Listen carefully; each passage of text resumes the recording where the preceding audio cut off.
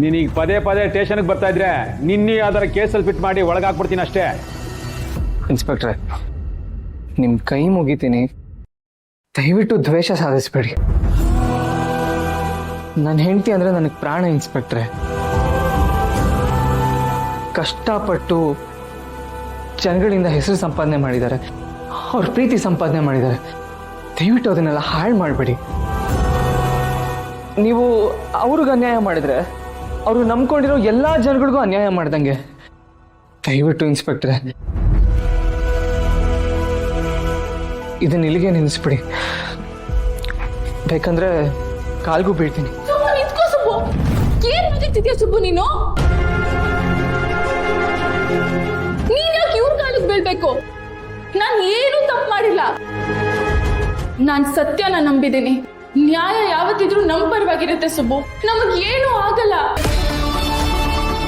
ಅನ್ಯಾಯಕ್ಕೆ ತಲೆ ಬಾಗ್ಬೇಡ.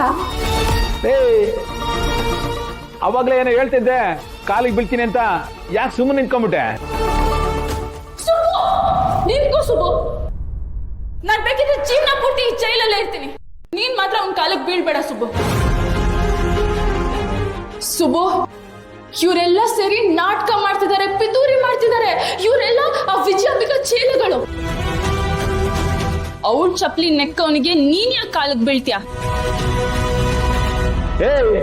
ಇಷ್ಟಾದ್ರೂ ನೀನ್ ಕೊಬ್ಕಂಗಿಲ್ಲ ಅಲ್ವಾ? ಏನೇ ಅಂದೆ ನೀನು? ಇನ್ಮೇಲೆ ಜೈಲಲ್ಲೇ ಕೊಳಿತ್ಯಾ? ಆ ಮಾತು ಸತ್ಯ ಬಿಡು. ಇನ್ಮೇಲೆ ನೀನ್ ಜೈಲಿಂದ ಯಾವತ್ತೂ ಆಚೆ ಬರಕ್ ಆಗದೇ ಇಲ್ಲ. ಆಗೊಂದ್ ವೇಳೆ ಆಚೆ ಬರ್ಬೇಕು ಅಂದ್ರೆ ಹೇಳಿ ಸರ್, ಏನ್ ಮಾಡ್ಬೇಕು ಅಂತ ಹೇಳಿ. ಆದ್ರೆ ಇಂಥ ಕೆಟ್ಟ ಆರೋಪ ಮಾತ್ರ ಹೊರಿಸ್ಬೇಡಿ ಪ್ಲೀಸ್. ಹೌದಾ? ನಾನು ಏನೇ ಹೇಳಿದ್ರು ಕೇಳ್ತೀಯಾ? ಹಾಗಾದ್ರೆ ನಾಮಿನೇಷನ್ ಅಂತೂ ವಾಪಸ್ ತೊಗೊಳಕ್ಕಾಗಲ್ಲ.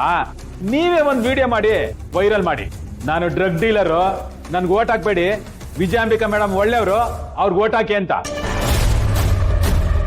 ಆಗ್ಬೇಕಾದ್ರೆ ಬಿಟ್ಬಿಡ್ತೀನಿ. ನಾನ್ ಸತ್ರು ಅದು ಸಾಧ್ಯ ಇಲ್ಲ.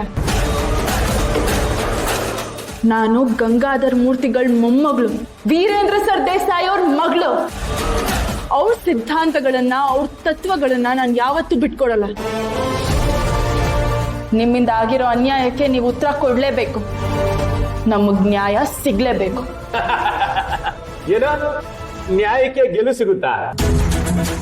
ಅದೇಗ್ ಸಿಗುತ್ತೆ ಅಂತ ನಾನು ನೋಡ್ತೀನಿ. ನ್ಯಾಯ ಗೆಲ್ದೇ ಇರೋ ತರ ನಾನ್ ಕಾವಲಾಗಿರ್ತೀನಿ.